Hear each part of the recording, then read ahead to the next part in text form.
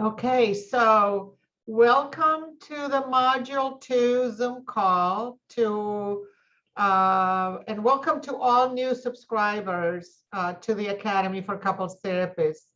This is our monthly get-together. It's 90 minutes, and I want to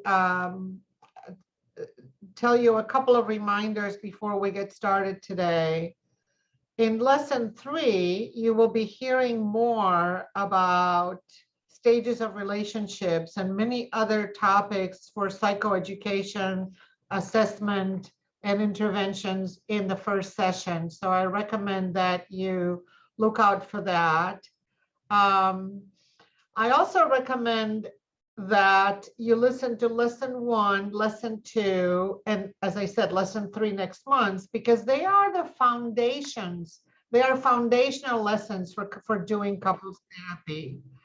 And as you become more familiar with the way they work, I am hoping that you will be able to make a lot of progress in your development as a couples therapist. So my other reminder is to read The Stages of Development as a Couples Therapist, which will help you assess where you are in your quest to become more effective, more confident as a couples therapist.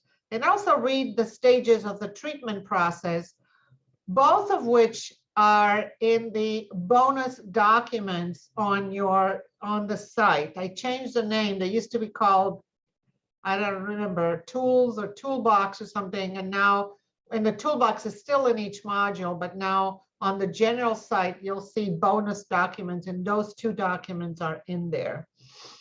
A last reminder is the PDFs of the lesson contain implementation activities that will help you in your development as an effective couples therapist. So the implementation activities are separated by your stage of development as a couples therapist. Okay, so today's module session about a couple who came in with a sexual desire discrepancy. And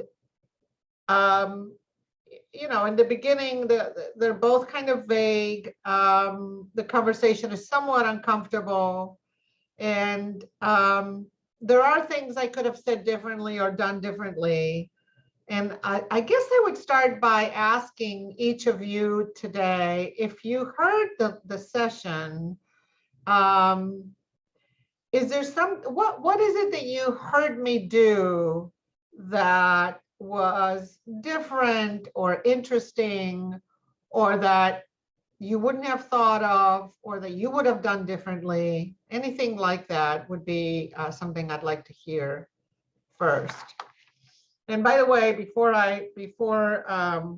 we get to that, I want to thank all of you for answering, all those who answered my email this morning, my desperate email this morning about getting questions. So some of you did, and that was very helpful.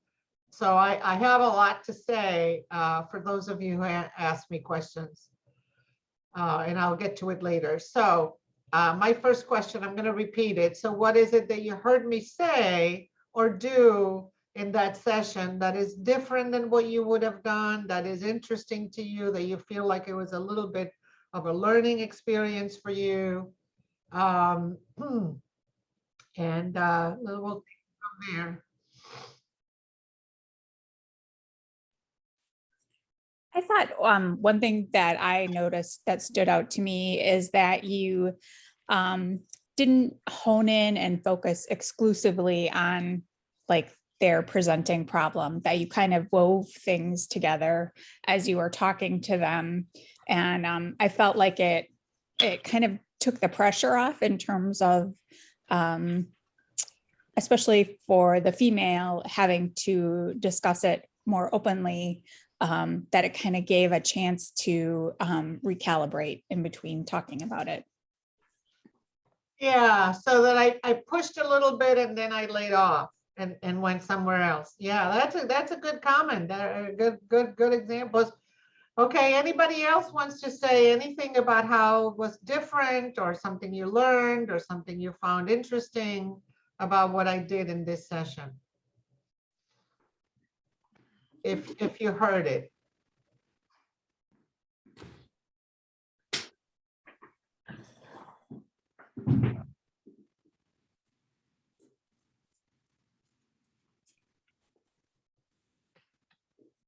Okay, so, oh, hi, Stephanie. Did you hear my question? No. Oh, okay.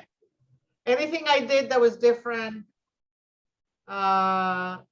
interesting, in this session, if you heard it? I heard the session. Yeah. Give me a moment to think.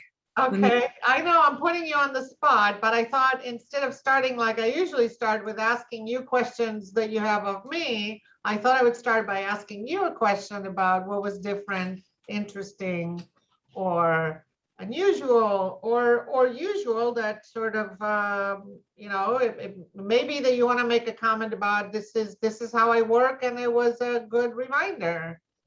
Maybe that you didn't think about anything different or new about what I did. I think I was kind of dovetailing a little bit on the part of the comment that I heard before, that, and that you also mentioned about the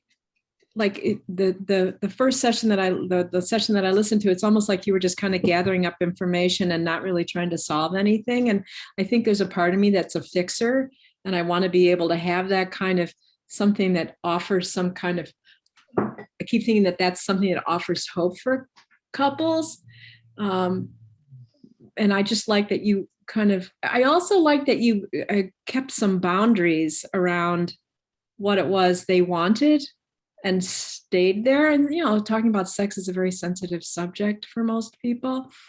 And so I just commented myself that it seemed like they were hesitant to do it, but it seemed like that was the place where they really needed to open up, even in the first few sessions. Yeah, thank you. So this couple, let me make a comment if I may. This couple made a lot of progress in a very short time. They got stabilized, and I'm going to talk a bit about that. This is in part an answer to a question that came today after I sent the email with the questions, for which I thank you. So I tried to separate touch. So I'm going to talk a bit about what I do and what I did for this couple, which you didn't hear. You just heard the assessment and the first session, and then the session that was after the two individual sessions. So I separate touch from sex, and I did that with them very early on. Just because they're not having sex, it doesn't mean they can't touch. But as you heard her say, the expectation every time they touch is that they're going to have sex. So you can discuss expectations, pressures, what they're each willing to do, and their love languages, and how different they are in terms of touch, with the goal of separating touch from sex. And I started doing that early in the session with them, and I did a lot more than that. I also assess beliefs. And so in subsequent sessions, you don't hear me do that with him, but I assessed his beliefs about desire, eroticism, performance, libido, the way that all of that waxes and wanes thanks to hormones, moods, physiology. I talked to her about that too. And it turned out that he had a belief that sex had to be hot, spontaneous, luxurious, and last a lifetime. And so when you begin to assess those beliefs, you can begin to address them. And one of her worries was that, rightly so, that he wanted this magic moment to happen and had an unrealistic expectation that in the second stage of the relationship, after the romantic stage ends, that sex will continue to be as hot, as spontaneous, and as luxurious as it always is.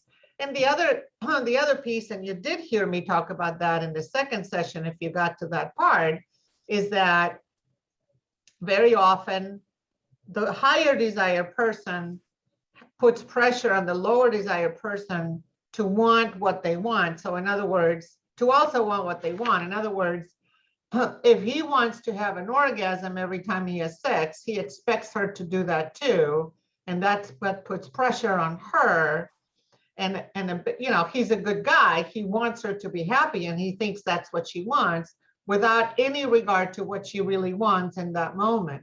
So when you can open up the dialogue and have conversations about, well, what do you want and how do you want it? And then it becomes sometimes clear that she's okay with not having a big performance every time they have sex, and that she's going to be okay if he does something, of course, with her consent, and you know, once she gets into it, she will be interested in, but with the expectation that they could do a quickie, or they could do something different than they do, you know, when they have a larger performance. So another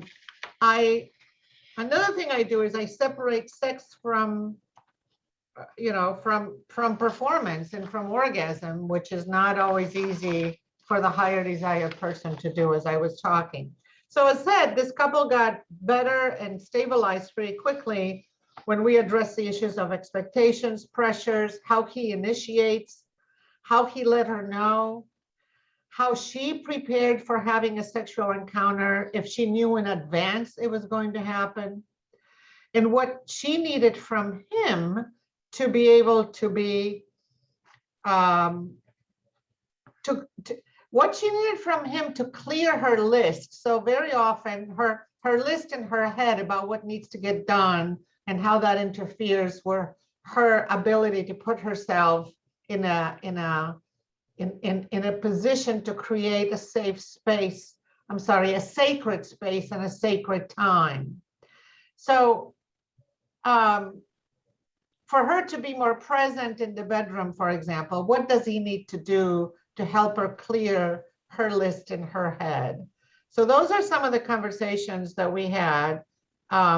She welcomed his changes, and she was able to make changes of her own, including not ignoring his wishes and not degrading them. So this is a big piece in sexual desire discrepancy for the lower desire person, is that they tend to denigrate. I don't know that I use that word with them, but I'm using it with you. So the lower desire person tends to denigrate the desire of the higher desire person. And that denigration shows up in the way they talk. For example, you only want this because you want to have sex. You're only kissing me because you want to have sex. Or all you think about is sex. Or, you know, stop looking at me like that. That makes me uncomfortable. So they're all ways of, in my view, denigration of the wishes of their partner, as if wanting sex was something that the higher desire person should not want or should not desire. I think it's a denigratory way of thinking about the wishes of the higher desire person that reflects a form of lower differentiation. And it's as if she thinks, in this case, she thought that there was something wrong with him because he wanted to have sex, and not like a mere issue of difference. This is how he feels connected, and it's very different from how she feels connected. So we started discussing the idea that if they wanted a good relationship, neither could ignore the wishes of their partner. And I spent some time working with her on her mindset, her own exhaustion, and what it was based on, and what she needed from him in order to be more open to play with him. And so one thing that you do hear me say is, oh, you want an hour for yourself. How come you don't get that? So very often the lower desire person is the one who's over parenting, overdoing, over planning, overactivity. And then of course, if it's the woman in a heterosexual couple, she's the one who's more exhausted, but doesn't know or doesn't think to take, she puts the wishes and desires of the children, not his, but the children before hers, which is a very typical issue for caregivers, especially female caregivers. And they don't put themselves first. So part of the work with a lower desire person is to help them figure out how to put themselves first and give to themselves and request the time off or request the help or request the break. So very often, I've seen this so many times, the lower desire person, the female partner in a heterosexual couple who will say, I just want time for myself. I just need a break, who don't take breaks and who feel like they have never been able to either get a break or take a break or request a break. So that's a big part of the work. And I also talk about sex as the adult playground and what they can do to create sacred time and sacred space for that play to be allowed and to be welcome, like they did in the beginning. And notice that I'm not saying how hot it was in the beginning, but how they created the sacred space and the sacred time. So that's the part that they stopped doing. Usually a sexual encounter happens if it happens. It's not generally planned. And, I'm not a very big promoter of planning and scheduling. I mean, sometimes that works, but sometimes that doesn't. Sometimes it's more about being playful, curious, in the kitchen, and then let's see what develops. So I'm not necessarily saying they need to plan it. I'm just saying that although for some people that's very helpful, especially for the lower desire person, planning it in advance, knowing when it will happen, gives them a sense of mastery and anticipation. They can prepare for it the way they did when they were first dating. But I am saying that they tend not to create the sacred space and the sacred time to put some time aside for that. I have also seen people not being able to do that because they have children who sleep in the room or dogs who sleep in the room with them. And so those are all roadblocks. And I say that this is a big issue of differentiation as well as an issue of attachment. And I'll say more about that if we have time. But I want to say one more thing before I stop, because I do want to get to when the low desire person absolutely refuses, which was one of the questions that came in this morning. And I'm not attracted, I'm not interested, I could live like this the rest of my life without doing anything more sexually. So I am working with a couple of couples actually right now, and one in particular, that's where they are, and we talk about alternatives. So this is trying to answer the question. Partner A is not attracted to partner B. I believe partner A has some unaddressed sexual trauma, but she's not willing to look at that right now. And we are discussing opening up the relationship. We're discussing white nightstands. We're discussing swinging, and we're discussing doing nothing. Neither one of them wants to get divorced. And so we're looking at the alternatives. They are severely conflict avoidant, but they're so grateful for these conversations. They're becoming more honest, more open, more self-revelatory to each other about their longings, their fantasies, and their desires without the other one freaking out, which is what used to happen. So I consider this a success, even though they're not having sex, because we are making it possible for them to think about what kind of marriage they want. I don't have a formula about what is a good marriage and what is not a good marriage. The marriage has to work for both of them. And so, what's workable, what's not workable, what can they do, what can we do, what can they talk about anyway. So that's that's what I'm doing with them. I'm going to say a couple more things.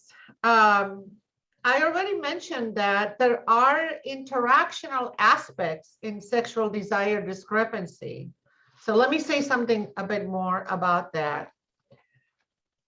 The less he does foreplay, for example, or the less he does laundry, or the less he sits down next to me and asks me about me, the less desire I feel and the less I do it, or the less I want to do it.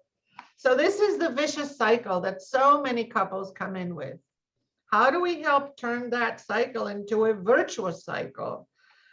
They each have to do something different, and are they willing? Are they able? What are the roadblocks?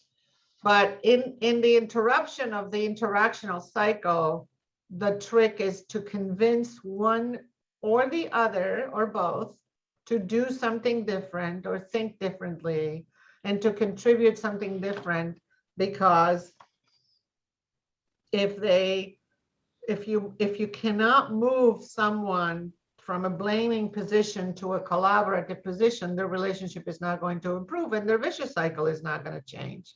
And it's not easy to move someone from a blaming position to a collaborative position.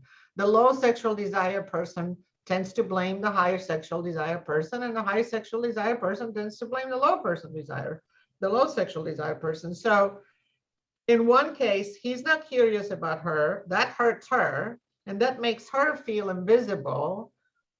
And she's not affectionate, that makes him feel excluded and lonely. And the less affectionate she is, the less curious he is. So that's what I mean by trying to move someone out of blame. So can you become affectionate even though you're experiencing him as not curious?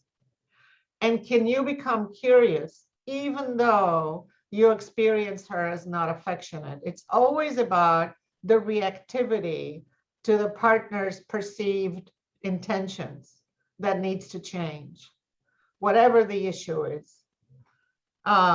So the end of blame comes to some couples and not to other couples, or it comes easy to some couples and doesn't come easy to some other couples, or doesn't come at all. We can't work harder than our clients. We can present them with a reality check. If you continue to think your partner is more to blame for the relationship problems than you are, then your relationship will not improve. And lastly, about sexual desire discrepancy, one last thing I want to say before I ask you for comments or questions is that I also intervene. So I've given you some interventions that I'm hoping will be helpful to you as you think this issue through. I'm also doing who drives the project? Who's the keeper of the flame? So one way, it's not the only way to think about this, but one way to think about this is that things get done because the one who wants it more drives the project. I don't know if you've had that experience in your own life, and I know it's weird to think about sexuality in the same way, but if the higher desire person has a low differentiation and is a low level of differentiation, and it's very hard for him, for example, to hold on to his wishes and hold on to his desires and drive the project to have more of a more frequent sexual encounters, or more, he will wait for her to initiate, and that will not work. So and because she's less motivated, because she's less just less motivated. So I don't know if you have this experience of the dishes, do you do division of labor, or how do things get done in your own household? Who gets them done and how do they get done? They get done because you are more motivated to get them done, because it bothers you more not to have the dishes clean, not to have the laundry done, not to have the yard, whatever. So you tend to do things because it bothers you when you don't. And so the more motivated person so this is one way of thinking about it, that the more motivated person to get something is the one who drives the project. And I'm going to leave it at that. And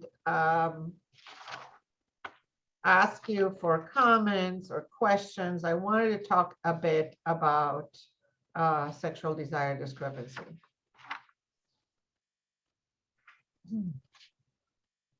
Comments, questions? I said a lot. Do you have any resources, book-wise, either for the couple themselves or for us as therapists that you would recommend? I'm sorry, I missed the first part. Resources for the couple or the therapist regarding this? Yeah. Okay. Certainly.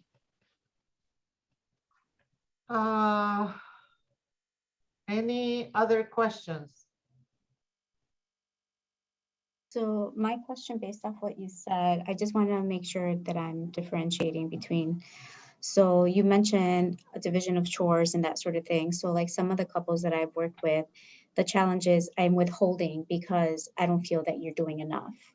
So that's different from what we're talking about. And in particular with this couple, I know, correct? That would be different. It would be approached a lot different.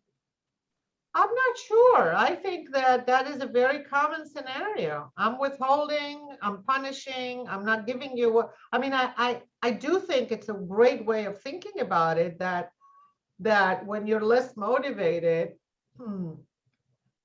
okay, let me say it this way.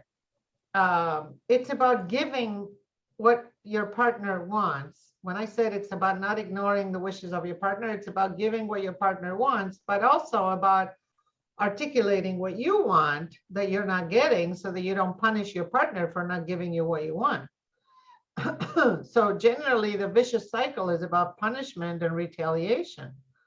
And no, you know, they're not on the same team. To be on the same team is about giving what the partner wants so that you can get what you want, but also to be very clear about what you want. And so sometimes, I mean, I've worked with the lower desire person who said, like this woman did, I need a break, but I don't ask for it. Then she's resentful and is much less willing to give. And I call it giving. I'm hoping that that's a word that resonates with you, because this has to do with the different love languages. So why is sex any different? Well, because, you know, culturally, societally, I mean, there's a lot of baggage that comes with it. But it's in general, it's no different than any other issue. Words of affirmation, quality time, you know, acts of service. If her love language, and when she feels loved when he gives her an act of service and does more for her, and she feels cared for when he brings her tea or makes her lunch or does whatever it is, you and her would have to talk about identifying exactly what it is she would like in order to feel loved and cared for and paid attention to, which is not easy, because oftentimes the partner who is not clear about that thinks their partner has to guess that. They have to know. There's a certain mindset. If he loved me, he would know, but that's a regressive position. Only babies and infants get that. Adults need to spell it out, if you know what I mean. So, Robin, you're talking and you're muted. So do you want to? Yeah, No, go I'm ahead. not. Now can you hear me? Yep. Okay, just a question. I've got an individual client. I'm not working with them as a couple. He's not interested in couples counseling. And even if he was, I've worked with her a long time, so I would refer them to someone else. But I'm trying to figure out how to apply all this to them, only working with her. And everything you're saying is resonating. And the challenge I'm thinking about is that her love language is words of affirmation, and he doesn't talk. He's not a talker, he's an acts of service guy. Well, she's an acts of service person, so he doesn't get points for any of that. What she wants is words. She wants to talk, she wants conversation. And so she walks around kind of martyred and angry all the time. And he's constantly following her around wanting sex, because that's how he will feel close to her, because he loves her. And she loves him. I don't think she wants a divorce. She is just completely disinterested in sex at this point, because I think she's so angry because he doesn't talk to her. Right, so I'll get back to that in just one second. And I also want to get back to Linda's question about resources. I will get to them, I promise, Linda, to the resources. But Ruby, did I answer your question? Yes. Or your yes, comment? It's helpful, because I just wanted to make sure that I wasn't trying to like separate or find something else. But it makes sense that if you're not giving what I want or what I need, then of course this is the way that I'm going to punish you or withhold. Right, and it's the flip side of Robin's issue, right? So it's the flip side. Although it's similar. She walks around martyred and angry, and she's disinterested. So now I'm going to try to address that question, Robin. It's the same thing. So the only thing you can do is work on her resentment. And well, and from what you said, it would be wonderful if they went to couples therapy, to a therapist who can see things from this perspective. I agree. But even from just what you said earlier, if I work with her on getting to the point where she can articulate in a reasonable way what she wants. Not only articulate it, but drive it as a project. Yes, exactly. This is what I meant. So I am interested in very similar things in my personal life. So I have, over the years, and we've been married for decades. So over the years, I've said, when we have dinner and my family, we used to sit around. Please don't get up right after dinner to do the dishes, because I want to talk. Okay. So but I'm the one who has to drive that. And of course, over time, he's learned that I'm a happier person if he does that. I'm less upset. But for a while, and learn to adapt to that, and learn to not get up, and learn to, stick around and ask me some questions, because that's when I feel, whatever. So I've had to drive that project for a lot of years, actually. And now it's easier. Now it's sort of, it's a habit. It's ingrained in our relationship, and we do that. And I don't get as upset when he doesn't. Right? Because very often he does, and I can see him making the effort. But so you do get there, but you get there without, you're not going to get there with resentment. You're not going to get there with resentment and a bad attitude and a punishing attitude. It just doesn't work. So I don't know if I answered your question, Robin. It's about her and her changes. There's actually a wonderful book, speaking about resources, and I'll get to that. There's a wonderful book called It Takes One to Tango. It's my favorite book. I recommend it to everybody. It's not about sexual desire discrepancy, but it is about the individual change process. What is it that you bring? We all know that in reciprocal interactions, it just takes one to change the interactional pattern. So anyway, so did I answer your question, Robin? Yes, you did. Thank you. Any other questions other than the resources that is still there? I had a question. Hi. Hi. I have a couple who I don't think she likes him very much. And she's not wanting to give affection or anything, but like she says she doesn't want to get divorced. He says he doesn't want to get divorced, and he keeps just talking about what can I do to make her happy. She's very picky and keeps like changing it. And I'm kind of at the point where, in the sexual space, like he obviously wants, not obviously, but he wants more. He's the desire. She doesn't even really hug him. And I'm kind of exhausted where I'm at with that topic, but they just keep obviously bringing it up, and I don't know what else to say, because there's a sense that she just doesn't really like him very much, unfortunately, and I just don't know where to go anymore with it. Right, so thank you for the question. This would be a case that I would work individually with her. Are you seeing them individually? Yeah, I saw them as couples, and then they took a break from couples. I've seen her for like a year now, individually. Yeah, and she's content enough, but she's not wanting to really move much. Right, so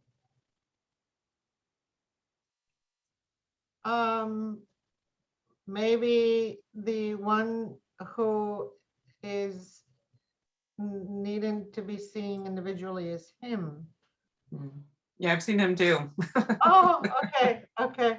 So, there are cases where we can't help everybody. I without knowing more specifics about the case and what you could do differently specifically, if I knew a little more, I would say in general, we can't help everybody. And some couples stay the status quo miserable. And some couples go on to get separated or divorced.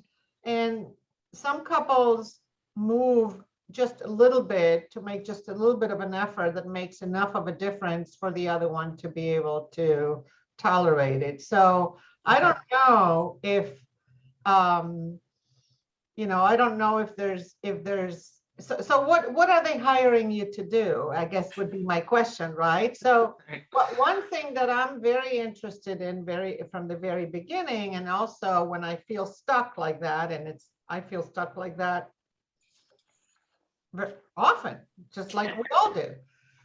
So, with people regressing, with people not changing, with people not being able to get off of blame, with people expecting the other one to make changes and not willing to do them themselves, that happens quite a bit. So I start talking about what are your expectations of me? What are you hiring me to do? What would you like me to help you with?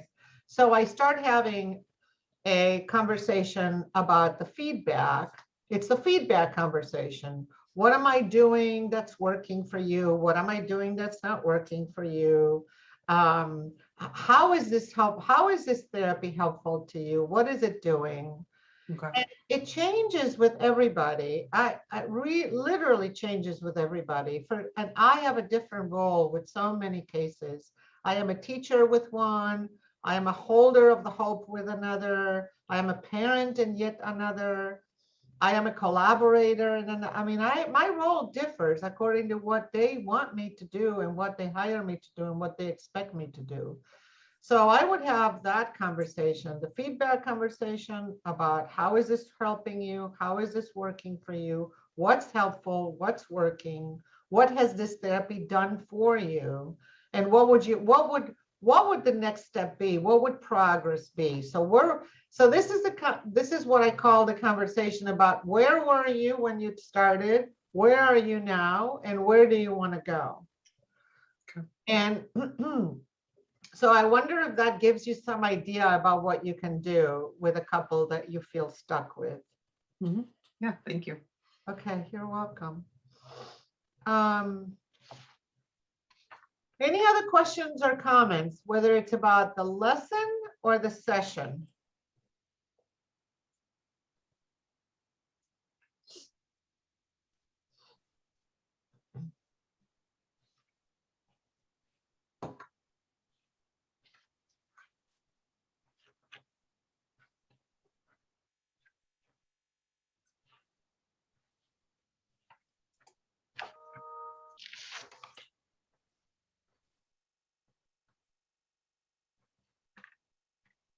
I'm trying to remember what the lesson 2 is about. Did anybody hear the lesson?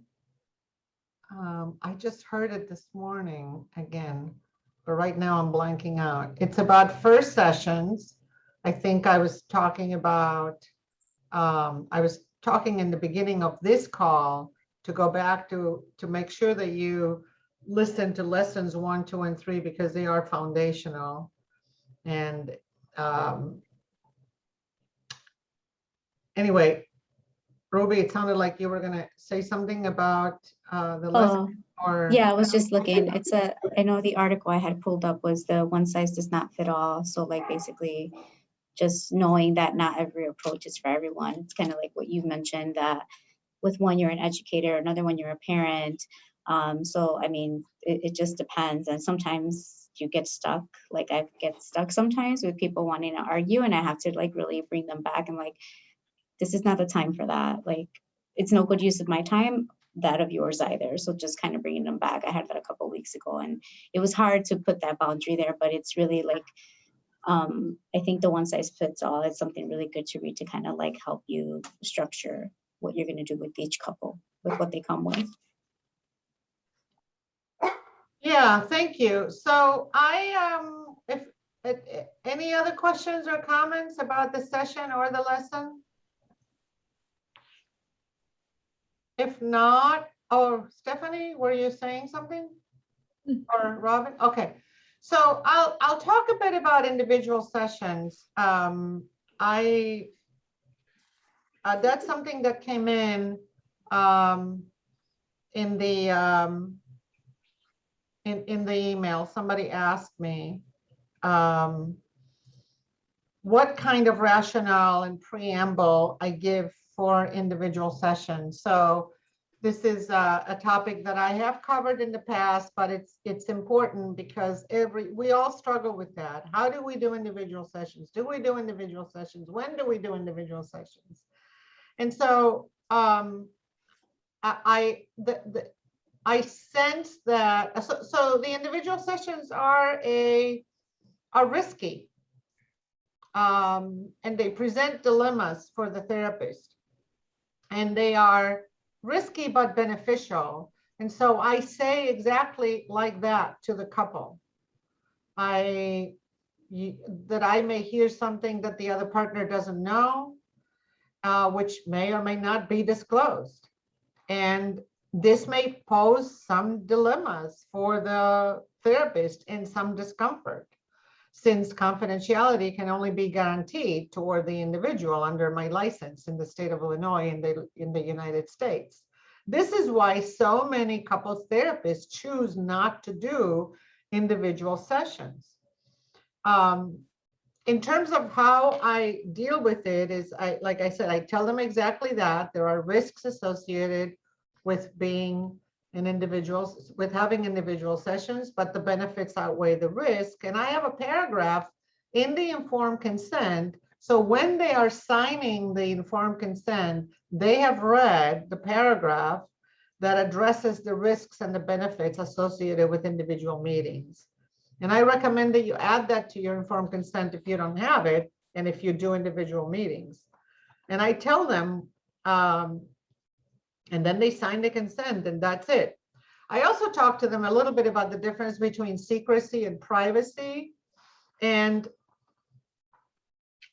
it's not uncommon to hear things the partner doesn't know.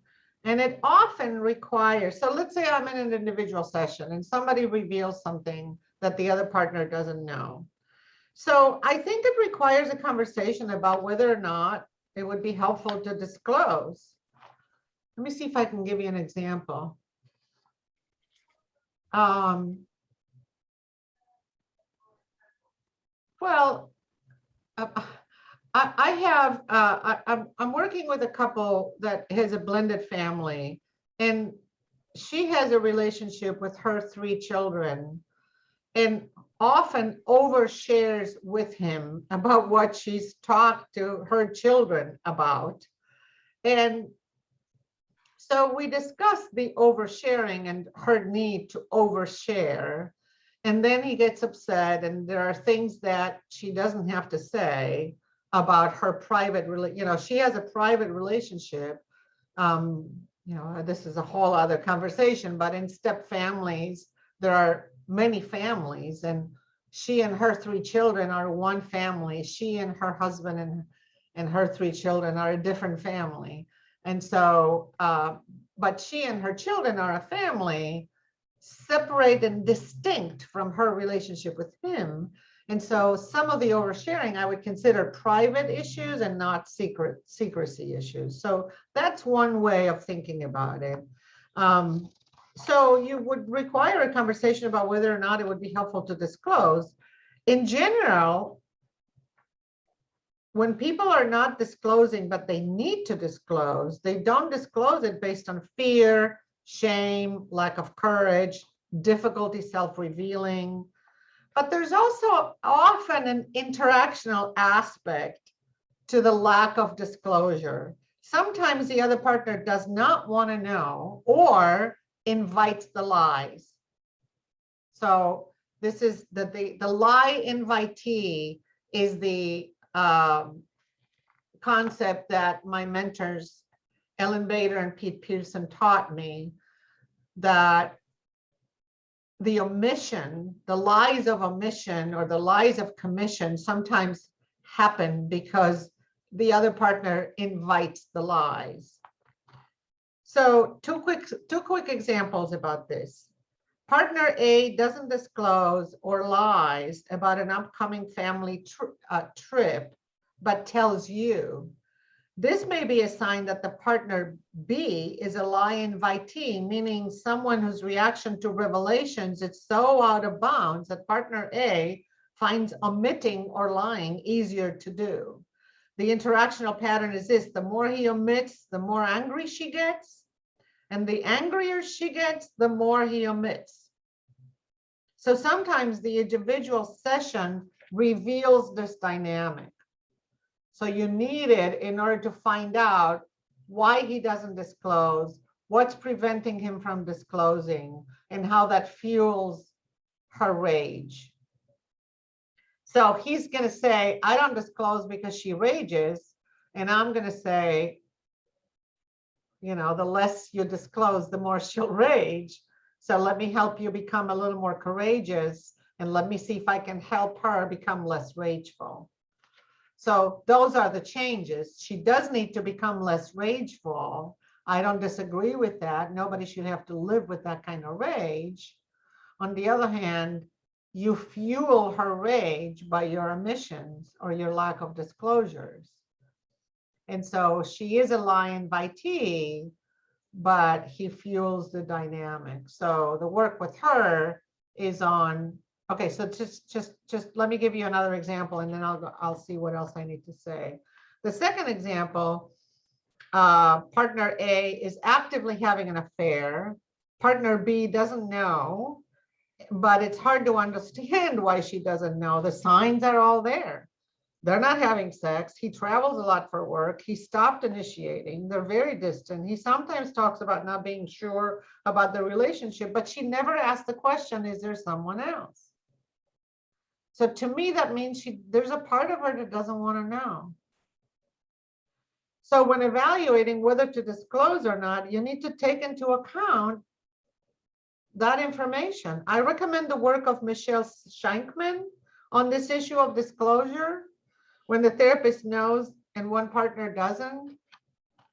And again, I've only had a handful of cases where that happened.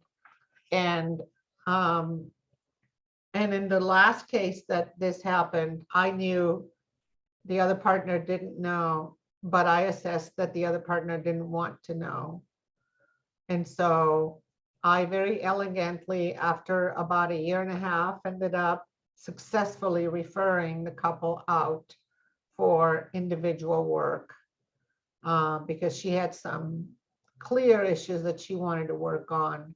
And I didn't think they were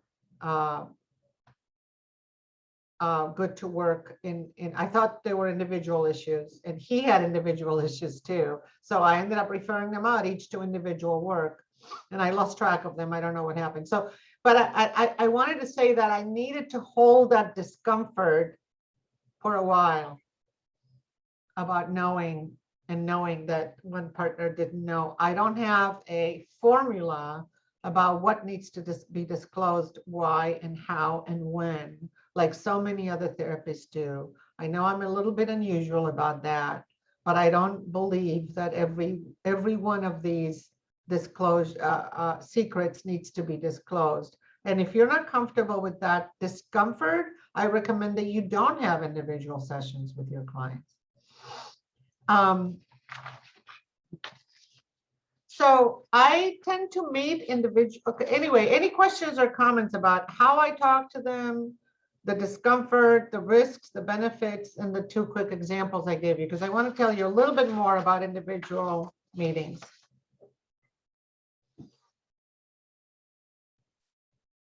I can't hear you. Has it ever happened that someone found out that you did know before them and they got angry? Like the Right. No, and I think the reason is that my informed consent is very clear. And I talk about it. Sometimes I talk about it again a year later. I'll address that in a minute when I see people individually and why. So I do the informed consent. I have them read the paragraph. I read it with them in session. They sign it. So they know this can happen, that I will know things they don't.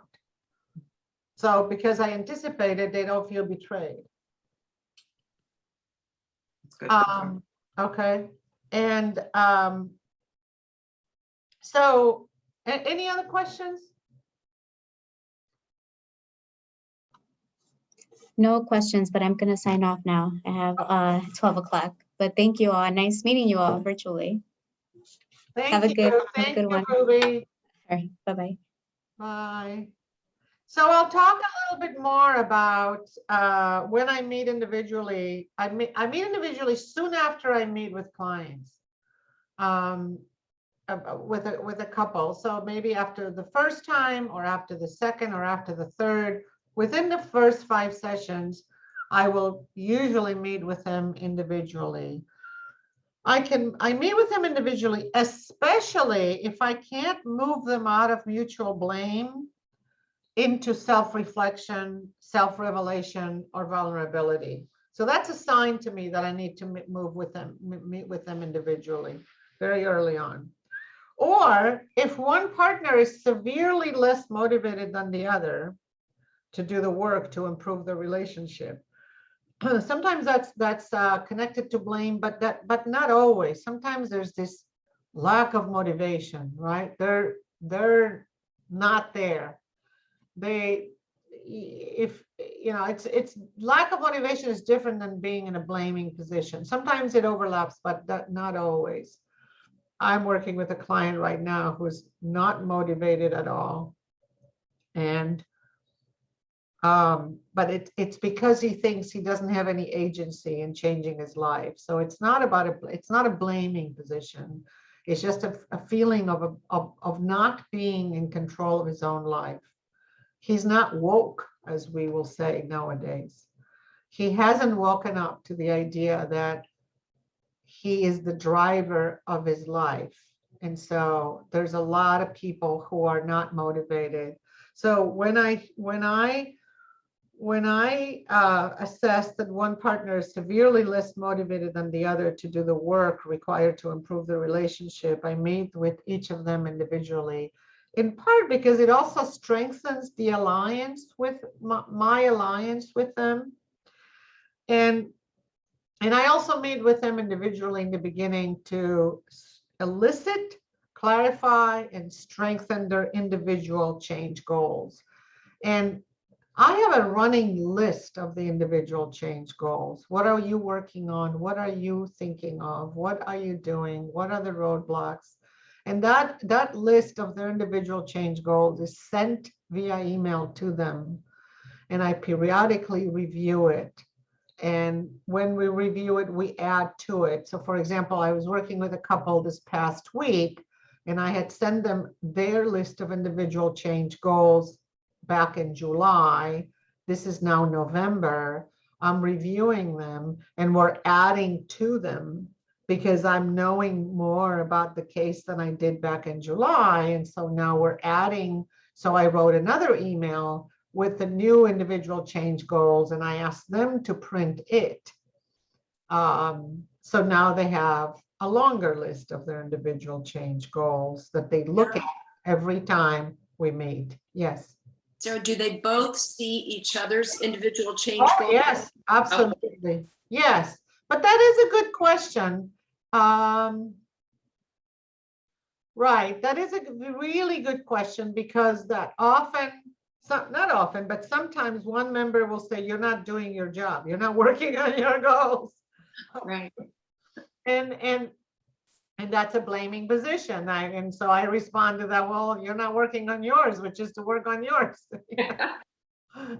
Anyway, so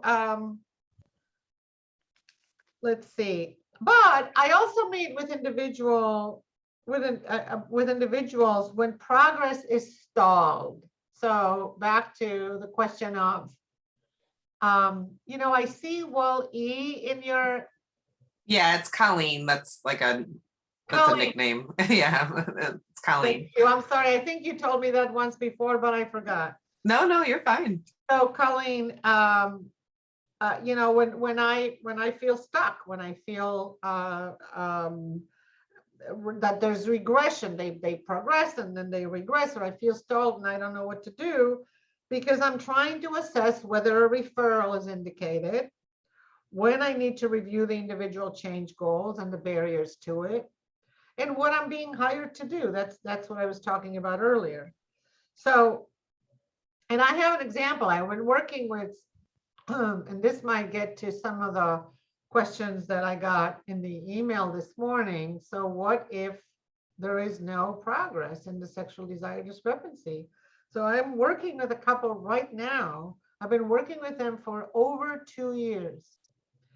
And very little progress on that issue. There's some libido issues for the lower sexual desire person. There's some lack of differentiation issues on the higher desire person. There's lack of individual development in the higher desire person, in my view. So he's the higher desire person, she's the lower desire person. He's often in a very bad mood. He's not, I think he's not doing individual work, but he has, so I've made some referrals and he doesn't seem to stick with the referrals and doesn't seem to want to do the work. And there's a part of him that is stuck in blame mode, but it's confusing because sometimes he does do some of his work and then he regresses and stops and goes back to blame mode. So he goes back and forth with that. And I have met individually with each. I've made referrals for individual work with another therapist because the progress is so low. And in this case, finally, she engaged. So I've tried 2 individual therapists for her and she didn't engage. And now this third one she's engaging with, and I think some things are happening. So I want to make sure that when you make a referral to an individual therapist, that you know what's going on in that therapy. So you have to have a good relationship with the therapist, and we can talk about that. But I was just to stay on the topic of when I do individual sessions. It's so overall the individual sessions help when I'm stuck to reprocess the goals, to reprocess what I'm hired to do, to reprocess the feedback, and in this case, there's been very little progress, and I'm not sure where to go next with this case, considering that hasn't been movement. So I'm kind of waiting to speak with the individual therapist. And then when I speak with the individual therapist, I'll get a better sense of what's going on. Hi, Helen. Hi. This is 11 a.m. Central Time. So we are on Central Time. It's 12 o'clock now. Oh shoot, I've missed it. I Yeah. got the hour wrong. No problem. So I just want you to know that there is a recording going on, and so you can see the recording of the session, of this session. No problem. Yeah. Oh, that's so annoying. I can't bloody read clocks. I mean, I'm here in London, so, and I very kind of carefully did that, but clearly totally incorrectly. So I So, apologize. no problem. I have a lot of trouble with the time. So don't worry about it. You can see the first hour. So actually, Okay. I'm answering your questions today. Okay. I knew that. That's why I've appeared. No, I didn't. So I was just finishing up with this case where it's a very difficult case. I've been working with him for 2 years with very little movement on the sexual desire discrepancy issues because they're each not doing enough of their own individual development work. So I'm going to say one last thing about this case and why I believe we're stuck. And this may help you, Colleen, also with the case you were discussing earlier. So I strongly believe that that the relationship improves when each member of the couple does their own individual development work as human beings. When individuals don't do their own individual development work as human beings, they don't solve their problems. They don't get better. And that may mean very, very different things for very different people. What does development mean? In general, I'm just going to use some words of what it means to me, but concretely and specifically, it would mean different things for different people, but it's about knowing themselves. So increase self-knowledge, increase the ability to self-reveal about that self-knowledge, increase the ability to be vulnerable about that self-knowledge, and to figure out what they want in their own lives, independent of their lives in the couple relationship. So very often couples are stuck in either the symbiotic stage of the relationship or the differentiation stage of the relationship or the separation state of the relationship, stage of their own development, where they are not developed. They're stuck because they're so focused on what's happening with their partners and the interaction that they're not developing individually as they need to. And I mean, we could talk about examples about that. Some of it is about career, some of it is about career development, some of it is about whether or not to have children. I mean, these are very complicated issues, but some of it is about, in general, their sense of their own agency when it comes to improving their own lives. So if a member of a couple has a very low self-agency, and that to improve their own lives, they have to do something. I was talking about that regarding an example, the conflict avoider, or the one who feels less motivated to do this work. So a lot of it has to do with their own inability to think, what is it that they need to do in order to develop better, more as a human being, whatever that is for them.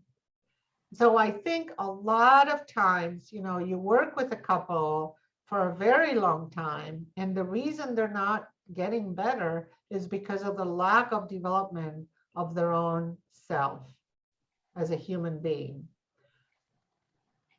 And I think that's what's happening in the case of my couple, that I like him so much, and I've been working with him for so long, but I don't think he's doing the work.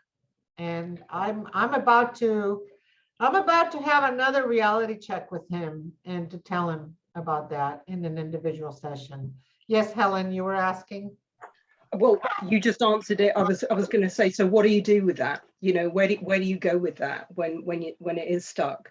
How do you move that forward? Can you move Right. it forward?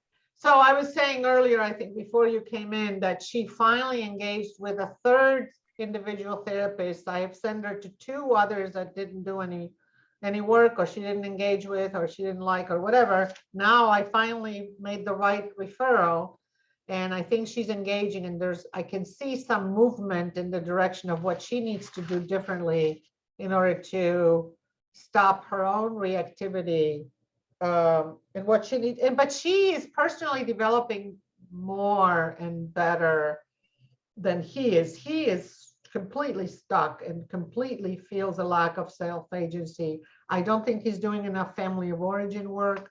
I don't think he's doing enough of his own self-reflection about what needs to happen in his life, and what he considered his miserable life in order to be a little more attractive to her. I mean, that's part of it. I mean, he comes in the morning in the kitchen and says, "Another miserable day." Well, how attractive is that going to be to her? So, but no matter how much I talk about that with him, he doesn't get it. So I am going to have to do that and meet with him and have another reality check with him about that. So, given that I'm answering some of your questions in the first hour of the recording, Helen, I don't want to put you on the spot, but so I'm not. I just want to, so we still have another 22 minutes. And so I'd like to know what you want me to do. What would you like to hear more about, whether it's the session or the lesson or sexual desire discrepancy, something I haven't addressed yet? I was just gonna say I have to check out, but I didn't know. I thought it was only an hour. It was an hour and a half. I had something planned, so I gotta. Yeah, no head out, problem. so. Thank you. It's 90 minutes. Yeah. Okay, bye-bye. perfect. Thank you.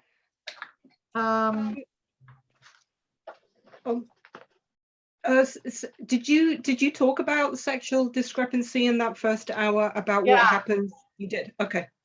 Right. Yeah. Okay. I'll look at it. And if you have any questions after you see that, feel free to email me. Okay.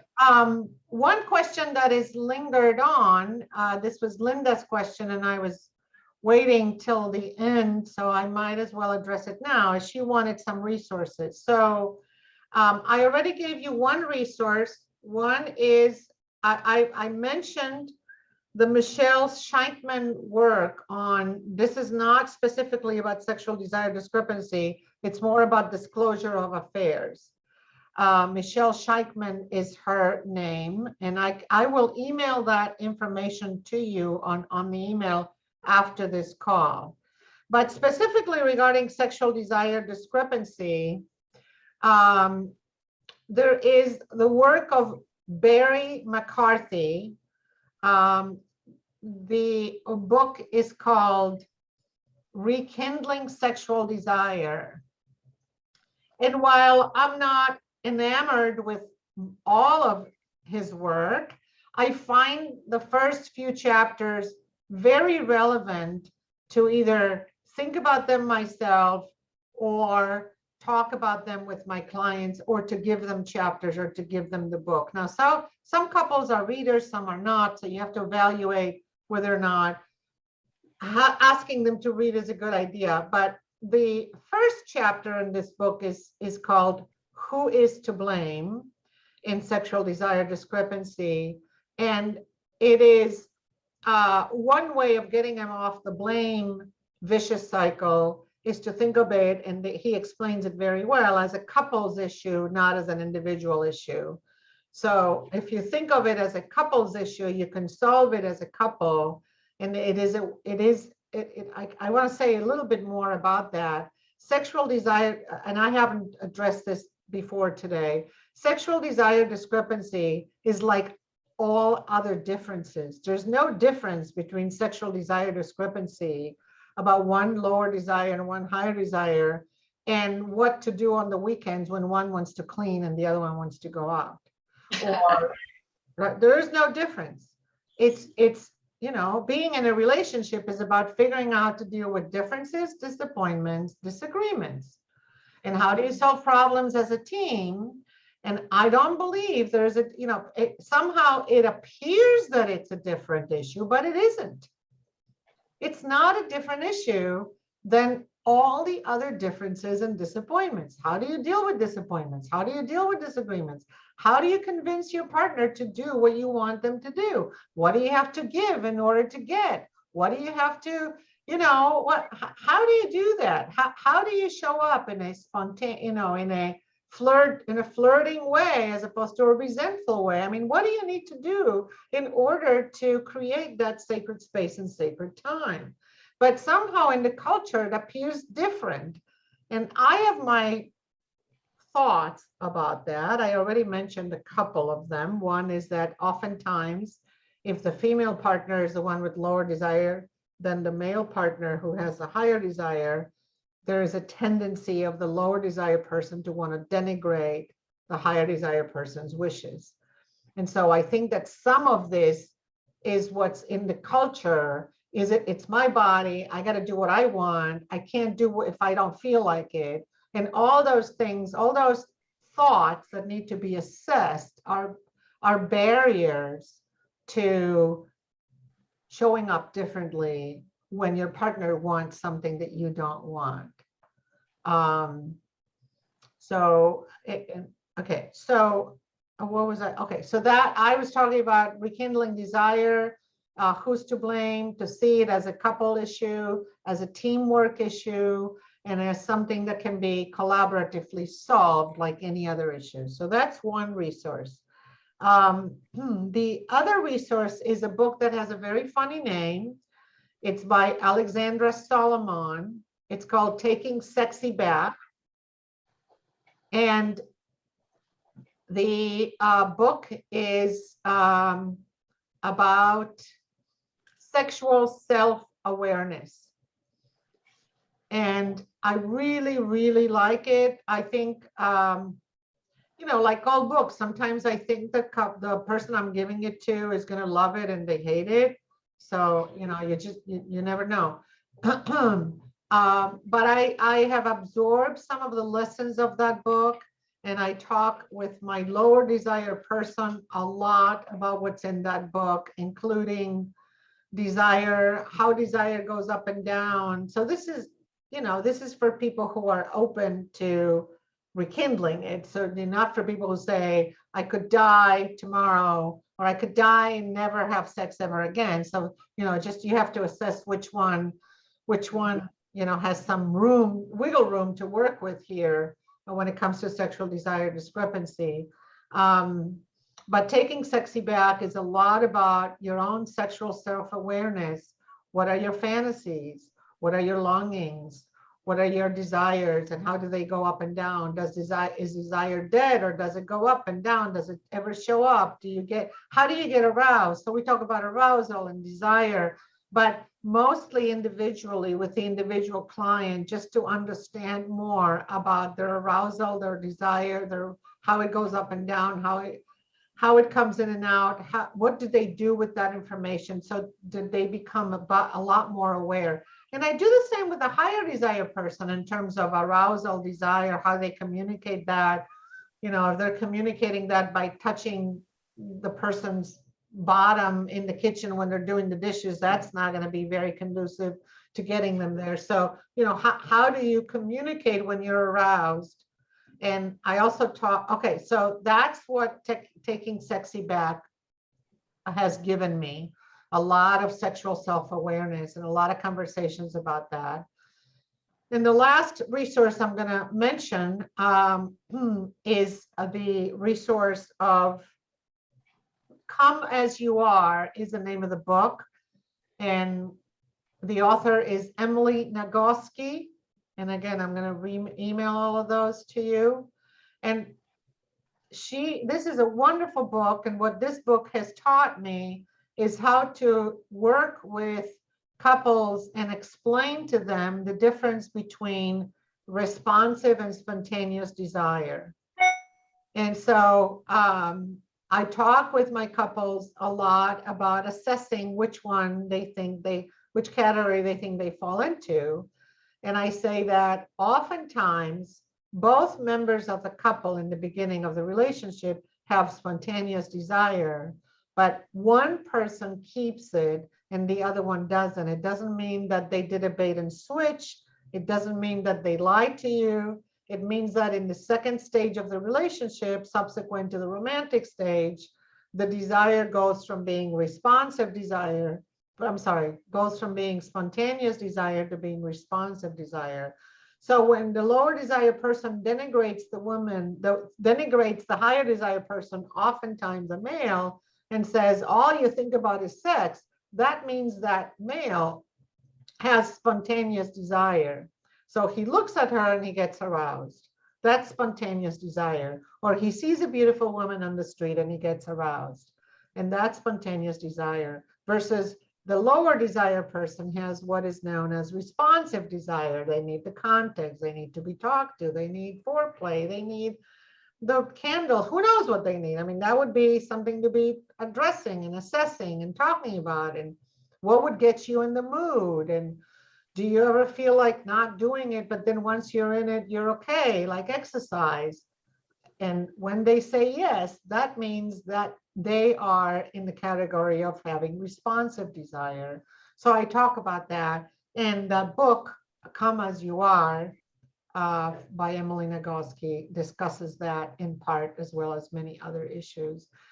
So I'm not a sex therapist, I'm not a certified sex therapist, but I am comfortable and able to talk about sex with my clients, as you saw in this session. And I often do it without referring people to a sex therapist. And oftentimes with the kind of work I do with sexual self-awareness, with looking at it as a team, and with the psychoeducation that I do about separating sex from touch and performance from whatever, all the things I talked about earlier, we get a lot done, except for when we don't, which is when we get stuck.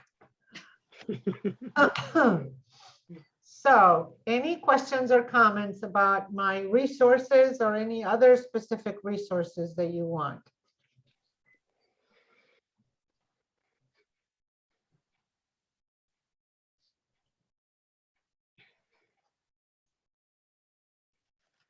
I'm writing this down so I don't forget what I said.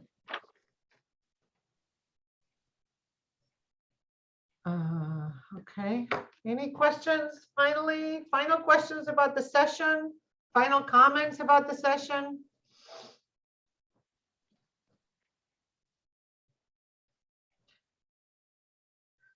How It was really helpful for me. I mean, right now, I'm not working with any couples with that issue, but this one individual couple I'm seeing today. So the timing is perfect, the one I talked about earlier. And I'm excited about exploring this with her. Oh, I'm glad. Yeah. Yeah. Timing was great. Any other comments about the session?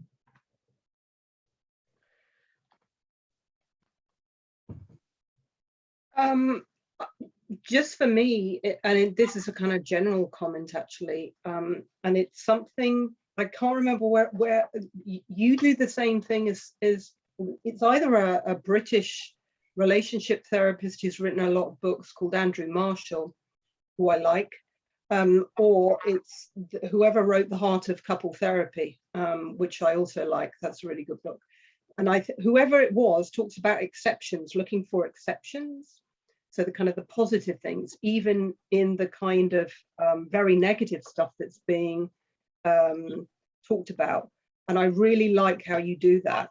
I mean, I'm totally stealing that off you. I mean, that's what this is about, right? So it's a really useful mechanism to be able to allow the couple to see that they can agree on things, or that they are saying positive, there is something positive there, when often it feels like for them that there isn't. So yeah, thank you. I'm finding it really useful. Thank you for the comment.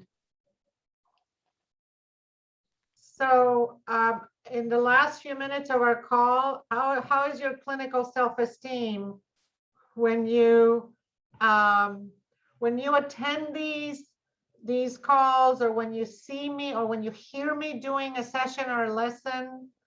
So there's a range of options here. When I learn something new, I go from, oh, great, I learned this, this is awesome, or great, this is what I do. So it sort of validates what I'm doing.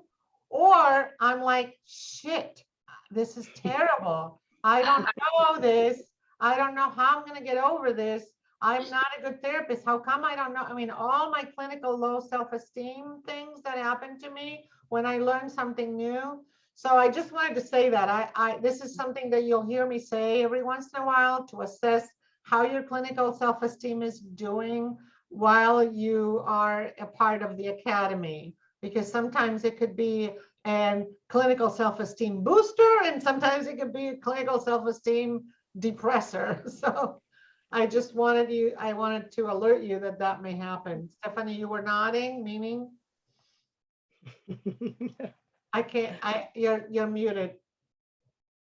You're muted. You know, the thing that occurred to me about this particular session, I've probably had it in the past, and then as you were talking, it's like, where do I go back and plug this in? Which is not a bad thing, because it helps me organize the case in a different way and kind of reinvigorates the case, because my clients don't know I'm struggling like that unless I say something. So I'm just introducing something new. But there's this moment of, oh, just like you said, oh shit, I go, oh yeah, I know that feeling. Didn't I know this before? So, and I have a low desire and high desire couple that I'm working with, and it's mostly about his extreme depression. But I think you've given me some really good, what would you call it, like places to plug in a little bit differently. Great, I'm so glad to hear that. Helen, you were nodding too. Anything about clinical self-esteem and learning new stuff? Well, do you know what? It just feels nice to be able to be doing something constructive and to be learning again. It feels like I haven't learned for quite a long time. You know, I've been doing this stuff, but I feel generally hugely underskilled working with couples. It's not my, you know, it wasn't part of my training as a therapist. Addiction is my thing, but actually it's incredibly useful, because right now I'm working with a couple who are both addicted to cocaine. And so, you know, this is really well timed for me. So it just feels quite, it feels really positive, because just hearing you work and, you know, writing, thinking, oh, that is such a good intervention. I would never have thought of that. It just allows you to have a better toolbox, really. Thank you so much for saying that, Helen. It's very common for mid to late career people to feel this way, and which is why I'm addressing clinical self-esteem, because when you think of yourself as someone with experience who's been doing this for a long time, it's very different from the early career person whose clinical self-esteem doesn't wane so much, because they know they have to learn, they know they don't know enough. But a mid to a late career person, this is a little harder, and so I'm glad you're saying that, and that you can tolerate you can tolerate not knowing and learning, because it's not easy for a mid to late career person. So thank you for saying that. I appreciate that. Robin, did you want to say anything? Well, I was just thinking about I don't know if you've ever taken the Strengths Finder 2.0, if anybody has. It gives you like your 35 strengths in descending order. I have. Yeah, and I have clients do that frequently and look for the top 5 and the bottom 5 and just explore both. But I was thinking about one of my top 5 is inputter. So it's sort of like this year has been my heaven of just inputting so much stuff from you. So for me, it's just been hugely exciting. Well, thank you. Thank you. I know you've been enthusiastic about the Academy, so I always appreciate your input about that. Okay, so I think I'm gonna let you go. These are generally not very well attended. As I said in my email, it's growing, but very often people don't attend. So I want to have something to talk about, which is why I elicit questions, because otherwise it's hard for me to be putting people on the spot all the time. Sure. So I appreciate that. And Helen, I had one separate question that really isn't about this session. So my year is done. So am I still able to join in on these things or no? so how about you and I talk independently? Okay, great. I can say that you can continue to become be a subscriber for as long as you want to.